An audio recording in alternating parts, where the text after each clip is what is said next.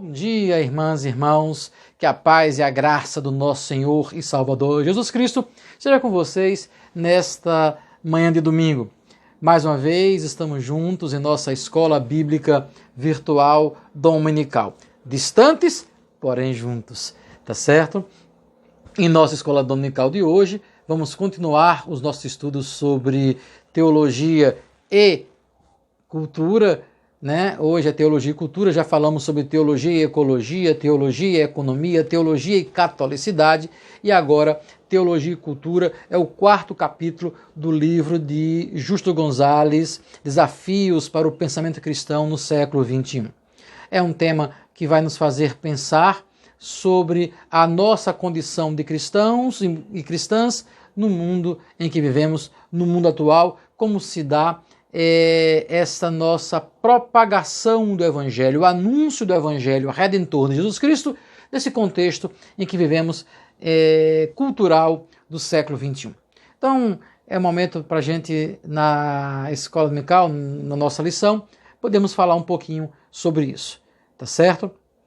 Quando nós voltarmos às nossas reuniões físicas, presenciais, tá certo? Vamos tirar uma escola dominical só para tratar das dúvidas e das discussões que esses temas geraram para nós, que não podemos debater porque estamos na escola bíblica virtual, ok? Nós vamos orar nesse instante, pedindo para que Deus possa nos abençoar em nosso estudo dessa manhã. Pai bendito, Pai de amor, nós te louvamos pelo teu cuidado, te louvamos porque mesmo distantes podemos nos reunir virtualmente, reunir para estudar tua palavra, reunir para refletirmos sobre a condição nossa enquanto cristãs e cristãos, enquanto igreja, diante do mundo em que vivemos. Pedimos a Deus que nessa manhã nos dê compreensão do teu querer em nossas vidas. Nos ajuda a entender a tua vontade para a nossa vida enquanto mulheres e homens, enquanto igreja de Jesus Cristo. Nós te agradecemos em nome de Jesus, teu Filho amado, nosso Senhor. Amém. Vamos ouvir um louvor que o nosso irmão Moisés preparou para pensarmos esta nossa vocação enquanto igreja de anunciarmos o Evangelho de Jesus Cristo a todas as tribos, nações, a todos os povos, a todas as culturas. De todas as tribos, é o louvor que Moisés vai nos trazer nesse instante. Louvemos ao Senhor.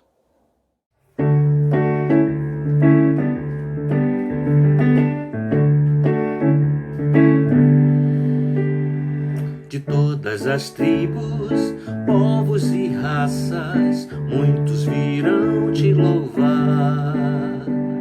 De tantas culturas, línguas e nações, no tempo e no espaço, virão te adorar. Bendito seja sempre o Cordeiro, Filho de Deus, raiz de Davi. Bendito seja seu santo nome, Cristo Jesus, presente aqui. La la la ya, la la ya. Remidos comprados, grande multidão, muitos virão te louvar. Povo escolhido, teu reino e nação, no tempo e no espaço, virão te adorar. Bendito seja sempre o Cordeiro, Filho de Deus, raiz de Davi. Bendito seja seu santo nome, Cristo Jesus, presente aqui. La la la ya, la ya la la ya. E a nós só nos cabe tudo dedicar, oferta suave ao Senhor. Dons e talentos queremos consagrar, e a vida no teu altar, pra teu louvor.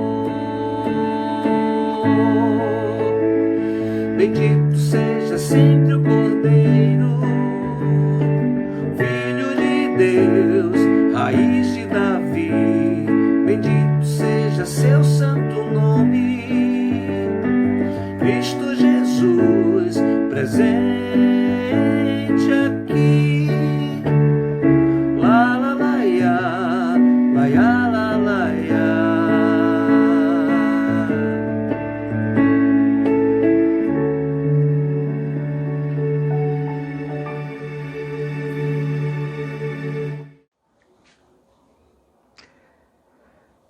Amém. Gostaria de começar esse estudo com vocês lendo um texto que nós conhecemos bem, que é o texto que nós conhecemos como a Grande Comissão. Está em Mateus 28, do versículo 18 ao versículo 20, e assim nos diz a Escritura Sagrada. Jesus, aproximando-se, falou-lhes, dizendo: toda a autoridade me foi dada no céu e na terra. Ide, portanto, fazei discípulos de todas as nações, batizando-os em nome do Pai, e do Filho, e do Espírito Santo, ensinando-os a guardar todas as coisas que vos tenho ordenado. E eis que estou convosco até a consumação dos séculos. Essa é a narrativa da Grande Comissão. E aí, quando nós passamos as páginas das Escrituras, nós vamos para o livro de Atos dos Apóstolos. Logo no início de Atos dos Apóstolos, no dia de Pentecoste, nós encontramos em Atos, capítulo 2, Atos, capítulo 2, nós encontramos a seguinte expressão, Atos 2, do verso 5 ao verso 13. Ora, estavam habitando em Jerusalém judeus, homens piedosos, vindos de todas as nações debaixo do céu. Quando, pois, se fez ouvir aquela voz, afluiu a multidão que se possuiu de perplexidade, porquanto cada um ouvia falar na sua própria língua. Estavam, pois, atônitos e se admiravam, dizendo: vede, não são porventura galileus todos esses que aí estão falando? E como ouvimos falar cada um em nossa própria língua materna? Somos partos, medos, elamitas e os naturais da Mesopotâmia, Judéia, Capadócia, Ponto e Ásia, da Frígia, da Panfilha, do Egito e das regiões da Líbia, nas imediações de Cirene, e romanos que aqui residem, tanto judeus como prosélitos, cretenses e arábios. Como ouvimos falar em nossas próprias línguas as grandezas de Deus? Todos atônitos e perplexos interpelavam uns aos outros: que é isso que quer dizer? Outros, porém, zombando, diziam: estão embriagados. Eu quero pensar com vocês hoje nesta relação entre teologia e cultura, relatado no texto do Gonzalez, Desafios do século XXI para o pensamento cristão. São 4 ensaios teológicos na primeira parte, onde ele faz a relação teologia e ecologia, teologia e economia, teologia e catolicidade e, por último, teologia e cultura. São 4 temas que estão interligados. Na segunda parte do livro, ele vai fazer reflexões de textos bíblicos específicos dentro desta primeira leitura que ele fez na primeira parte do seu livro. Vamos ver isso nos domingos seguintes. Mas eu quero pensar com vocês hoje nessa relação entre teologia e cultura. Vamos então seguir a linha de raciocínio de Gonzalez, introduzindo alguns outros elementos dentro desta ideia de teologia e cultura. Eu quero começar pensando com vocês a partir de algumas ideias que nos foram trazidas no decorrer da nossa história da humanidade. Uma das ideias é o que alguns autores chamam de conceito de ocidentalização, de mundo ocidental. Quando falamos mundo ocidental, falamos do mundo que inicia com a comunidade grega, com a civilização grega, depois é abraçada pela civilização romana, e esse lado da Europa ocidental da Europa, estamos olhando de frente para o mapa, né, o lado esquerdo do mapa, o nosso mundo ocidental. Toda uma cultura, a partir do século IV a.C., se construiu uma cultura ocidental. Com Alexandre o Grande, século III a.C., nós temos então a ideia de helenização, quando Alexandre o Grande ele sai da Macedônia e passa a dominar o norte da África, chegando até a Ásia, levando toda essa cultura grega para aquele ambiente, preparando inclusive toda a humanidade, todo o mundo sendo preparado para a chegada do cristianismo, que vai então se utilizar desta helenização, dessa cultura grega que se expandiu pela Ásia e depois é levada para o Ocidente como um todo. O cristianismo vai se utilizar dessa cultura para expandir os seus ideais, expandir a sua pregação. A pregação do Evangelho, ela é de alguma forma beneficiada com esse processo de helenização. Então, esse conceito de ocidentalização vai aparecer a partir do mundo moderno, a partir ali do século XVI, século XVII. Vamos ter, juntamente com a modernidade, esta ideia de ocidentalização. Então, a língua, né? Então, a língua latina, ela passa a ser uma língua mais universalizada.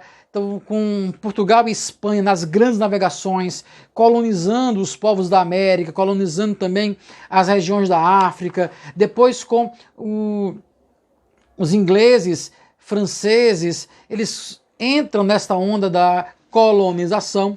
Então nós vamos ter a ideia de língua de uma religião cristã a partir da modernidade, de hábitos ligados ao mundo cristão, hábitos ligados a esta chamada civilização europeia, considerando então que civilizado era o povo europeu, civilizado eram os cristãos europeus que estavam indo a terras distantes civilizar, levar esta cultura, levar esse hábito, levar esse conjunto de ideias e valores para outras regiões. Então, o processo civilizatório das Américas, da África e algumas regiões da Ásia, esse processo chamado de civilizatório, nada mais é do que um processo de ocidentalização. Levar o modo de pensar, levar a religião, levar os hábitos, levar as relações econômicas. Lembrem lá dos modos de produção, quando trabalhamos na relação de teologia e economia. Levar esse modo de produção capitalista, levar a ciência, a centralidade na racionalidade para outras regiões do mundo como um todo.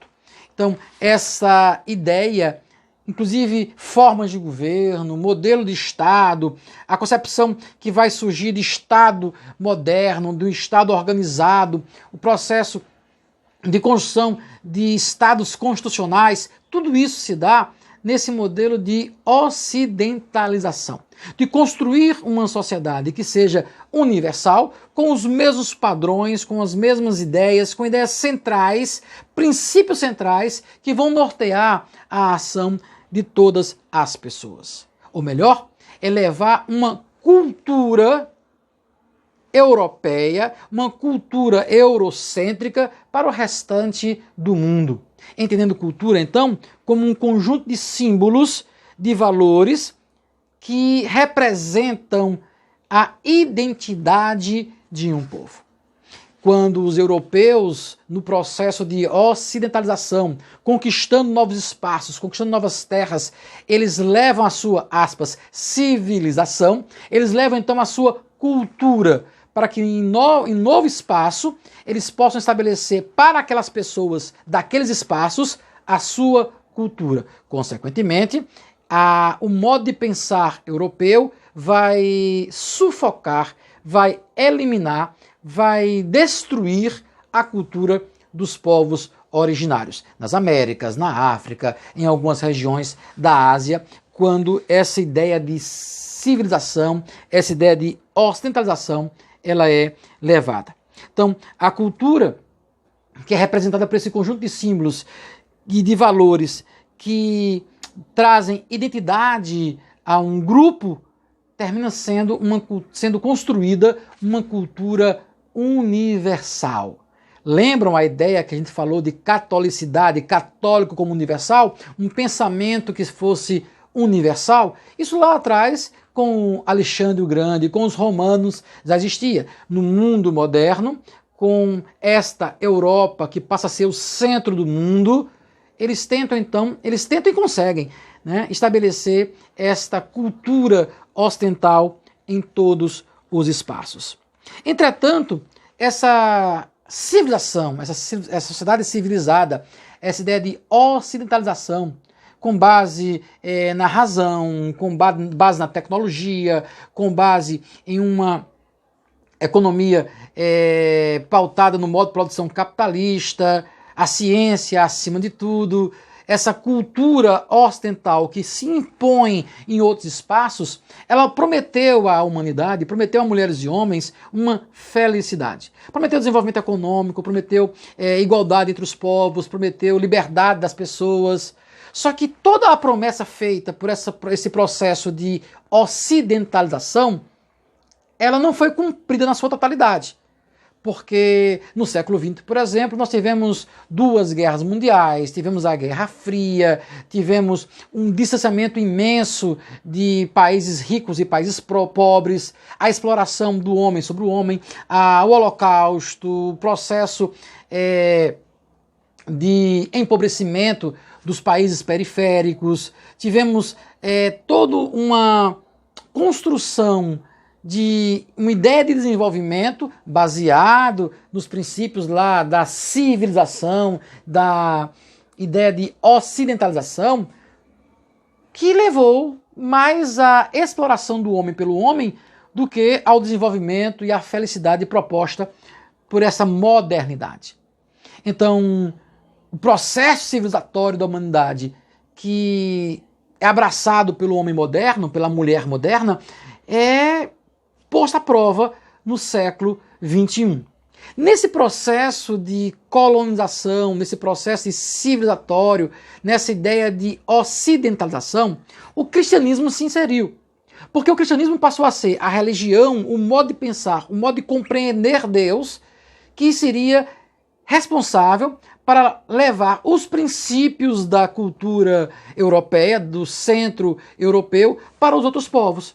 Então, na bagagem dos europeus, no processo civilizatório das Américas, da África, da Ásia, se leva o cristianismo. O que é importantíssimo, porque esse cristianismo chega e, de alguma forma, ele adentra nessas novas culturas para compreender a língua, traduzir a escritura na língua daquele povo, fazer com que pessoas passem a ler, a compreender, inclusive alguns povos distantes que não tinham nenhuma uma língua escrita. O cristianismo passa, através dos seus missionários, transformar a linguagem oral num texto escrito para que houvesse compreensão da escritura sagrada. O cristianismo leva consigo, na bagagem desse processo civilizatório, desse processo de ocidentalização, o cristianismo católico e protestante traz consigo coisas boas, mas naquela ideia de universalizar, não respeitando a cultura, o conjunto de símbolos, os valores, os princípios do grupo local, mas com a cultura que vem de fora para dentro. Esta ideia o cristianismo abraça, tanto católico quanto protestante, numa busca de uma universalização do pensamento cristão. As missões modernas, eu falei um pouco isso, se eu não estou enganado, no domingo passado, as missões modernas vão nesse bojo. Então, vai-se à Índia, vai-se à Austrália, vem às Américas, vai à África, grandes missões protestantes, missões católicas, e entram nesta ideia de anunciar o evangelho a toda a nação, usando o texto de Mateus, e, portanto, fazer discípulos de todas as nações. Só que fazer discípulo, nessa concepção, nessa perspectiva, é levar o meu modo de pensar europeu, ocidental, para outros povos. Então, dentro daquela visão que a gente viu de católico, né, o católico entendendo o todo a partir de várias de vários lugares, olhar o todo a partir de várias partes, não é essa a ideia de catolicidade, mas é a ideia de trazer o meu pensamento como sendo um pensamento universal, impor ao outro o modo de pensar. Então, esse projeto de ocidentalização faz com que o mundo não seja melhor do que era. A proposta era, sim, uma proposta de um mundo melhor. No entanto, assim não aconteceu. Então surge a primeira pergunta que eu quero fazer para vocês na manhã de hoje. Como anunciar o Evangelho diante de tantas culturas, diante de tantos símbolos, tantos valores, tantos princípios que são de grupos sociais, de povos, de lugares diferenciados? Como anunciar o Evangelho?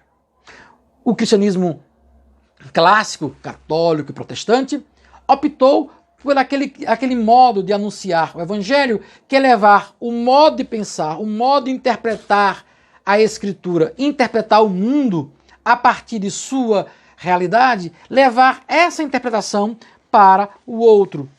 E é interessante porque nós vamos encontrar em González, nesse passeio histórico que ele faz, que a igreja cristã, em vez de pensar o mundo segundo o todo, a ideia de catolicidade que ele traz, ela impõe um único modo de pensar. Isto aconteceu desde o início da igreja cristã. Logo, o texto que nós vemos de Mateus, Grande Comissão, Palavras de Jesus Cristo, e o texto de Atos, que é o texto do Pentecostes, vamos encontrar que a igreja cristã primitiva, a igreja cristã do primeiro século, a igreja dos apóstolos, vamos assim dizer, a igreja apostólica de raiz, essa igreja apostólica, ela tem a preocupação de levar o Evangelho de Jesus Cristo, a boa nova do Evangelho, o Evangelho da salvação, do cuidado, o Evangelho no respeito ao outro, o Evangelho que torna as pessoas iguais, o Evangelho que abre os olhos para a necessidade do outro. A igreja cristã primitiva, essa igreja apostólica de raiz, ela tem esta preocupação. Então, o anúncio do Evangelho é para atingir essas pessoas. E aí, não é uma imposição de um modo de ser, tanto é que quando você vai na discussão de Atos 15, quando os judeus cristãos, os chamados judaizantes, os judeus cristãos, eles tentam impor aos povos gentios, os povos gregos que se converteram ao cristianismo, um modo de viver dos gregos, Paulo e Barnabé vêm a Jerusalém, no concílio de Jerusalém, Atos capítulo 15, vêm justamente discutir essa questão. Olha, nós não podemos impor aos gregos toda a lei judaica, porque os gregos têm uma outra cultura, os gregos têm uma outra forma, segundo todo, o modo de perceber a totalidade do evangelho pelos gentios é diferenciada do modo com que nós, judeus, que nos tornamos cristãos, vemos o mundo. Não podemos impor a ele costumes ligados à lei judaica. Vamos deixar com que eles percebam, a partir da leitura e da interpretação do evangelho, dentro da cultura em que eles vivem, a realidade de cada um. Então, Atos 15 é um grande embate entre um grupo que tenta impor o seu modo de pensar a outros povos. Percebam, já em Atos 15, a igreja cristã primitiva, ela tem a preocupação desse anunciar o evangelho a todos os povos, todas as raças, todas as nações, todas as etnias, né? A grande comissão de Mateus 28 está presente ali em Atos 15. Paulo e Barnabé tinham saído para a viagem missionária a partir de Antioquia, mas eles têm a preocupação de levar esse evangelho, que é de salvação, que é de redenção, que é de cuidado, que é de amor, evangelho que resgata o ser humano na sua totalidade, respeitando o seu espaço, o lugar onde eles estão, o lugar da cultura em que eles se fazem presentes. Os judaizantes, aqueles judeus cristãos, não estavam entendendo muito bem essa nova perspectiva do evangelho. Atos revela, então, esta necessidade de perceber que eu posso olhar a partir de vários lugares. Lembrem da imagem que Gonzalez faz no livro dele, que a gente trabalhou na semana passada, das várias perspectivas da mesma paisagem. Atos 15 nos traz essa ideia do evangelho segundo o todo, essa ideia de catolicidade, como vimos na semana passada. Então, é preciso com que possamos entender que não dá para trazer uma evangelização, um anúncio do reino de Deus, o processo de evangelizar, impondo o meu ponto de vista, impondo a minha interpretação, impondo a minha cultura, o meu modo de perceber o mundo para o outro. Foi isso que os cristãos que associaram-se a esse processo civilizatório do mundo ocidental, dentro da ocidentalização do mundo, os cristãos, de modo geral, entraram nesta, para usar a linguagem de hoje, né? Entraram nessa vibe. E isso não deu muito certo, porque as propostas e a promessa feita pelo mundo moderno, por esse processo de ocidentalização, essa civilização moderna, da qual o cristianismo católico protestante abraçou, infelizmente não gerou muito sucesso, porque cristãos apoiaram sociedades escravagistas, cristãos apoiaram ditaduras, cristãos apoiaram a exploração de homens e de mulheres. Sociedades cristãs apoiaram a invasão da África, a exploração de escravos, de negros, levando como escravos, trazendo como escravos para as Américas. Cristãos apoiaram a violência. Então, esse cristianismo aliou-se ao poder para impor a sua vontade. Não só numa modernidade, mas no início do século do cristianismo, a partir do segundo, terceiro século, já não mais na igreja apostólica de raiz, na segunda geração, terceira, quarta geração da igreja, nós temos esse alinhamento da igreja com o poder. Nós vimos isso quando falamos em teologia e economia, tratamos um pouco desta realidade. Então, nesse contexto, hoje do século XXI, nós começamos a nos questionar, e aí a gente pode pensar numa segunda pergunta. Qual é o nosso desafio enquanto igreja do século XXI? Como podemos enfrentar esta realidade diversa? Com essa crise da modernidade, alguns autores chamam de modernidade tardia, outros vão chamar de modernidade líquida, outros chamam de pós-modernidade.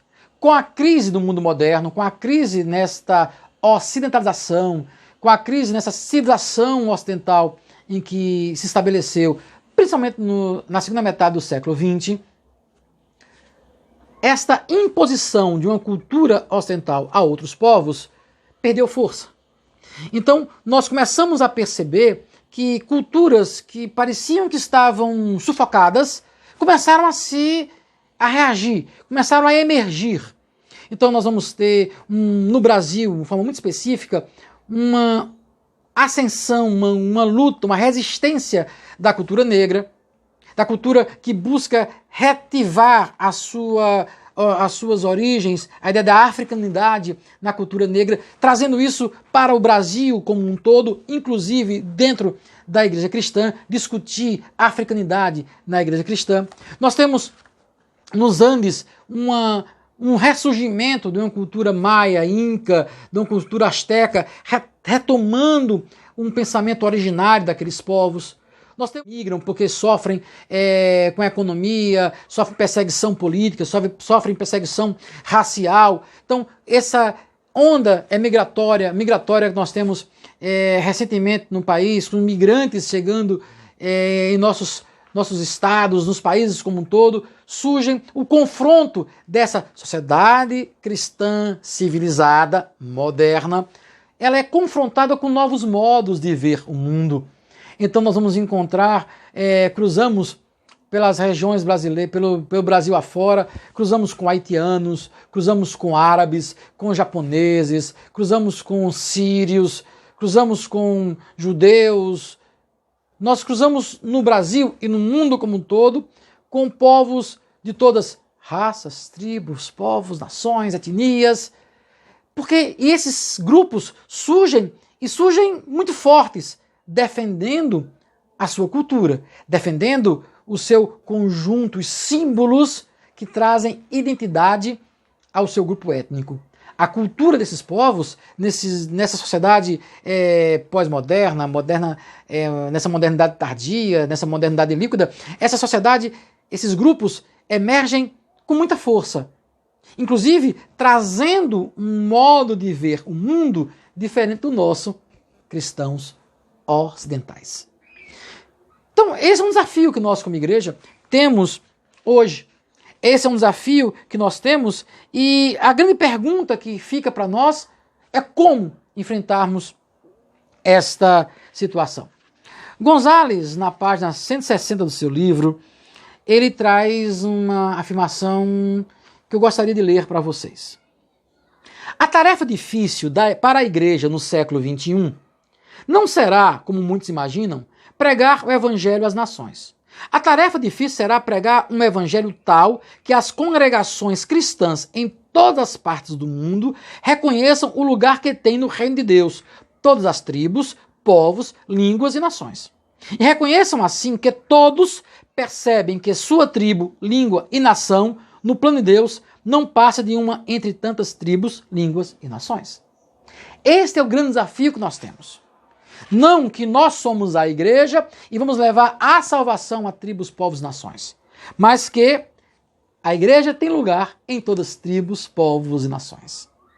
Que o modo como a cultura dessas tribos, povos, nações e línguas, o modo como eles percebem o todo, segundo o todo, a ideia de catolicidade, ela é importante para que nós possamos dialogar com o diferente.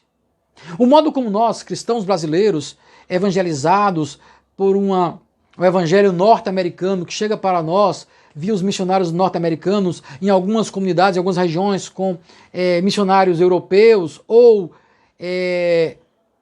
imigrantes europeus que se estabelecem em nosso país, sejam católicos, sejam protestantes, nós somos, então, cristianizados a partir de um olhar. Esse olhar que chega para nós já foi, de alguma forma, reinterpretado por nós de solo brasileiro.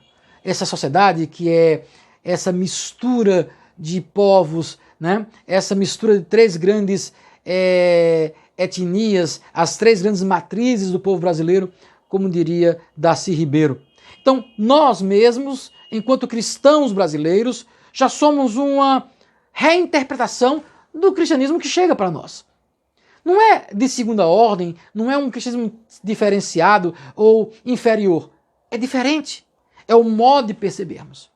Isso vai fazer com que nós, quando chegarmos diante de outras sociedades, de outros povos, de outras culturas, vamos entender também que eles têm um olhar diferenciado para o mundo, para as coisas.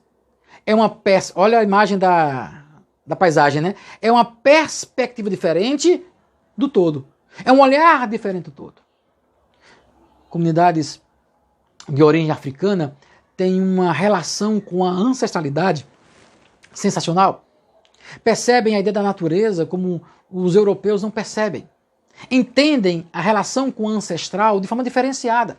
Daí o respeito aos idosos, daí o respeito à população mais experiente. Isso faz parte desse olhar diferenciado de uma sociedade que tem uma influência cultural africana, uma descendência africana. Aqueles que têm um olhar mais ligado à nossa cultura indígena entendem a natureza, entendem as relações com a natureza de forma diferenciada. Que a natureza não é lugar de você explorar, mas de você conviver, de você entender que você convive com a natureza e não você explora a a natureza.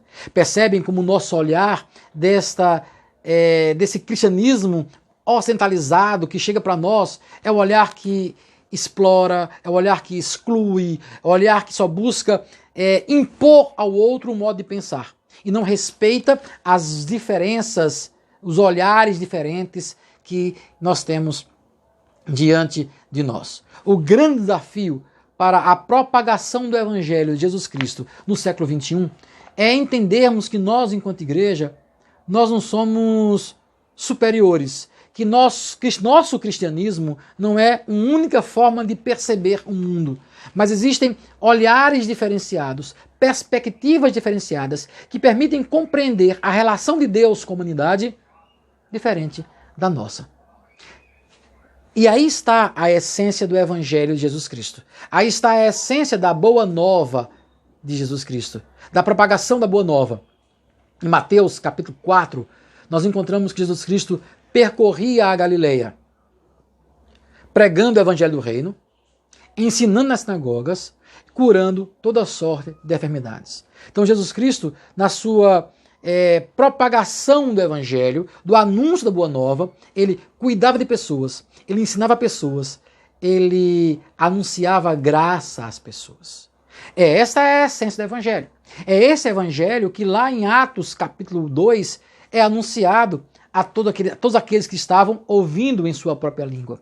É esse Evangelho da graça ao qual Jesus diz, olha, ide e fazei discípulos de todas as nações.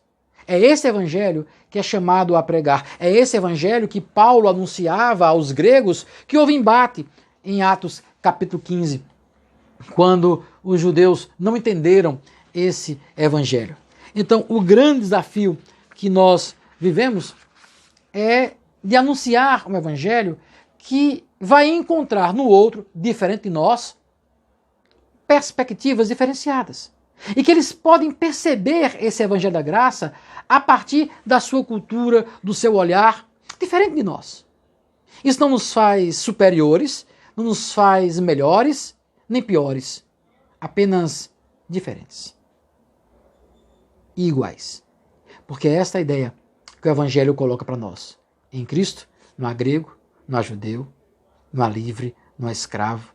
Em Cristo Jesus, somos todos iguais. Gonzales,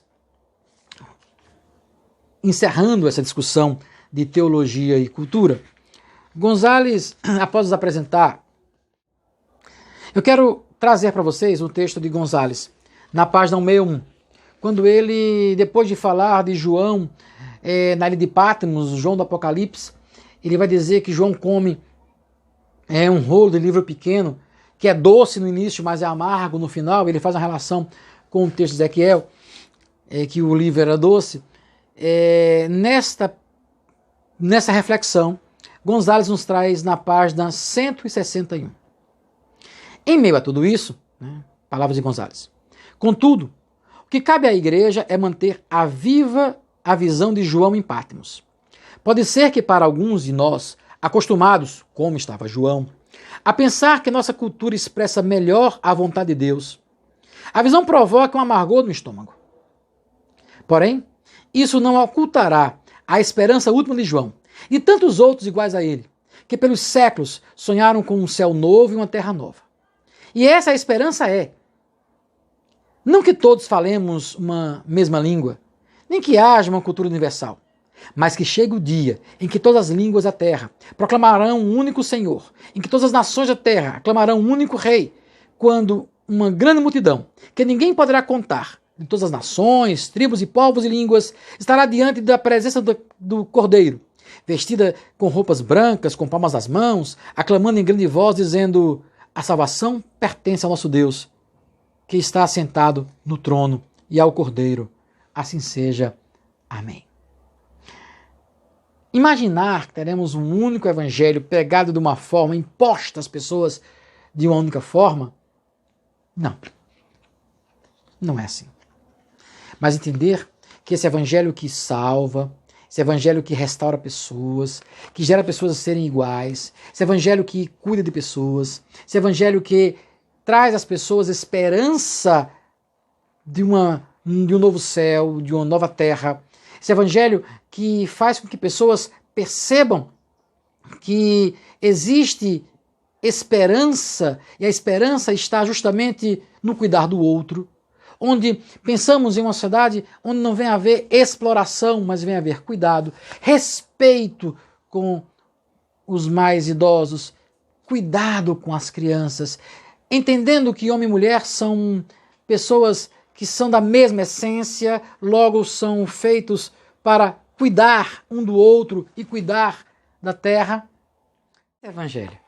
Esse evangelho que somos chamados a pregar, somos chamados a anunciar, o evangelho da salvação, da redenção de Jesus Cristo, onde não há exploração, onde há igualdade, onde não há destruição, mas há construção do reino de Deus. E aí, todos nós, uma só voz, uma só língua, uma só nação, vai adorar ao Cordeiro, glorificar ao Senhor. E, portanto, fazer discípulos de todas as nações, anunciando Jesus Cristo a todas as nações. Que Deus possa nos abençoar, irmãos e irmãs.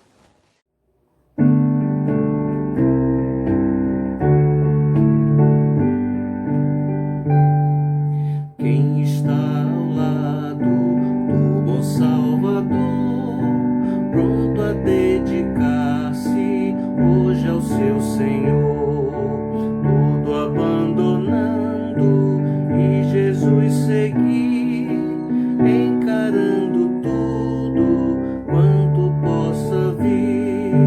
Quem de Cristo ao lado sempre quer andar, quem quer ajudá-lo, outros a chamar, pela tua graça, pelo seu amor, eis-nos ao teu lado, somos teu Senhor. Não ambicionando honras ou poder, ei-nos todos firmes para combater. Quem o amor de Cristo venha contemplar, há de resoluto ao seu lado estar. Quem de Cristo ao lado sempre quer andar, quem quer ajudá-lo, outros a chamar, pela tua graça, pelo seu amor, eis-nos ao teu lado, somos teu Senhor. Não com ouro ou prata, ó Senhor Jesus, tu nos redimiste, foi por tua cruz, e com o teu sangue, sangue remidor, tu nos resgatastes de uma vez, Senhor. Quem de Cristo ao lado sempre quer andar, quem quer ajudá-lo, outros a chamar, pela tua graça, pelo seu amor, eis-nos ao teu lado, somos teu Senhor. A peleja sempre dura nos virá, inimigo forte nos combaterá, mas onipotente é o Rei dos Reis, a vitória é certa para os seus fiéis.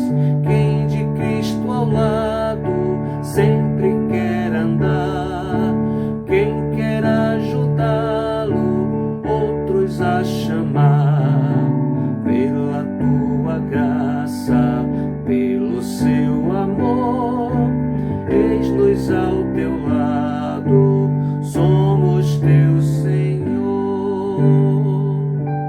Amém. Amém.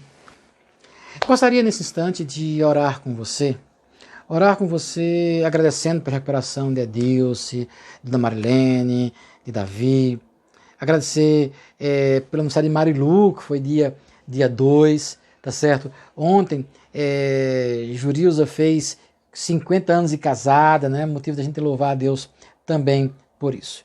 Mas eu gostaria de orar com você também pela situação do nosso país.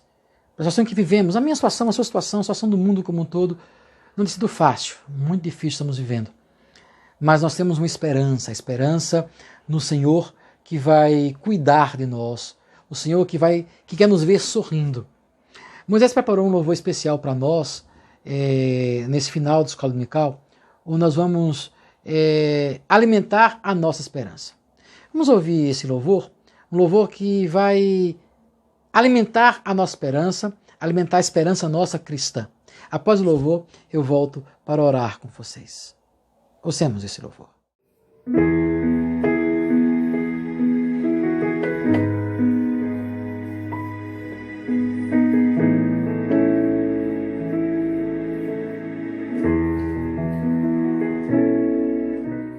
Deus está aqui neste momento, Sua presença é real em meu viver. Entregue sua vida e seus problemas, fale com Deus, Ele vai ajudar você.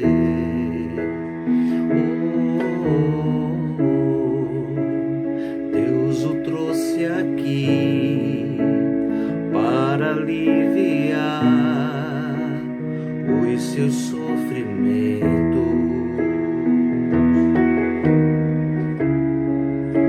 É Ele o autor da fé, do princípio ao fim de todos seus momentos.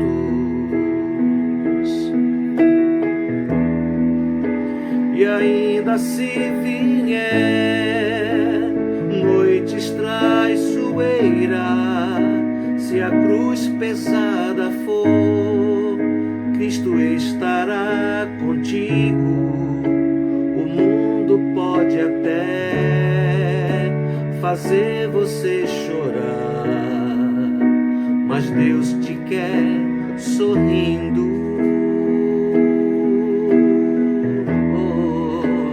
Ainda se vier noites traiçoeiras, se a cruz pesada for, Cristo estará contigo.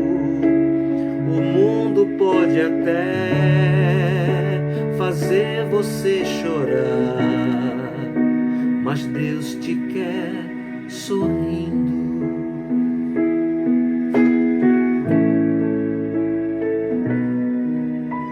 Seja qual for o seu problema, fale com Deus, Ele vai ajudar você. Após a dor vem a alegria. Deus é amor e não vai o deixar sofrer.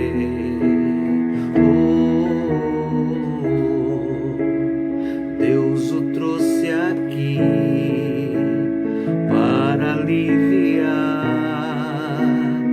os seus sofrimentos.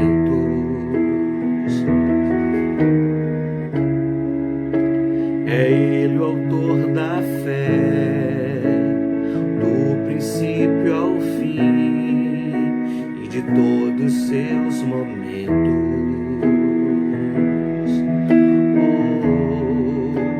E ainda se vier noites traiçoeiras, se a cruz pesada for, Cristo estará contigo.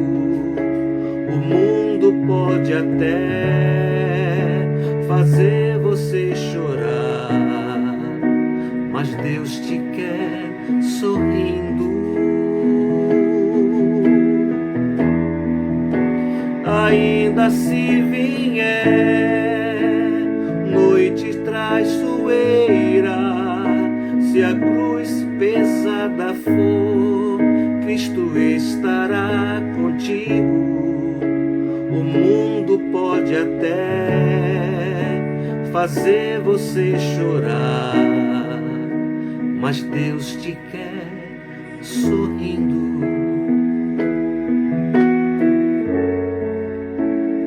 Deus te quer sorrindo.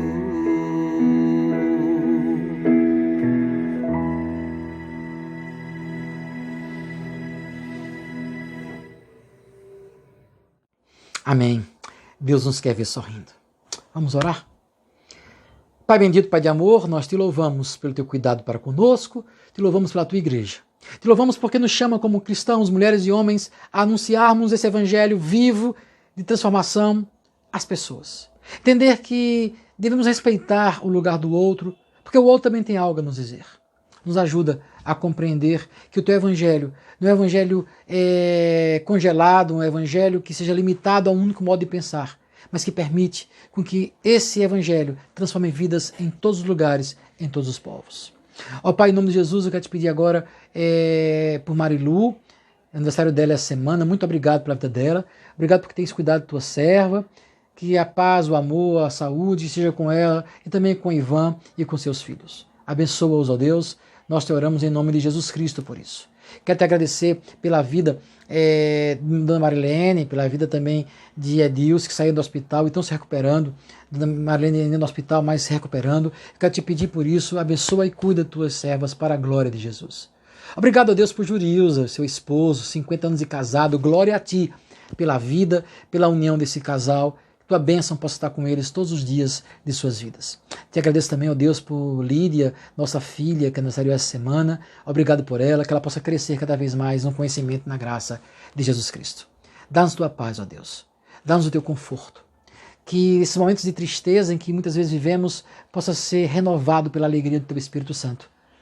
Que teu Espírito Santo possa nos dar forças para passarmos por essas noites traiçoeiras e possamos nos encontrar sorrindo diante do Senhor. Obrigado, ó Pai, por todas as coisas. Nós te oramos em nome de Jesus. Amém. Irmãos e irmãs, que Deus possa nos abençoar. Vamos lembrar que hoje à noite, às 6 horas, nós vamos ter nosso culto com Santa Ceia. Então prepare o pão, prepare o vinho, o suco de uva, deixe arrumadinho lá na mesa, diante da televisão, prepare lá a sua mesa organizada, porque hoje às 6 horas vamos ter o culto e após o culto, durante o culto, temos a Santa Ceia.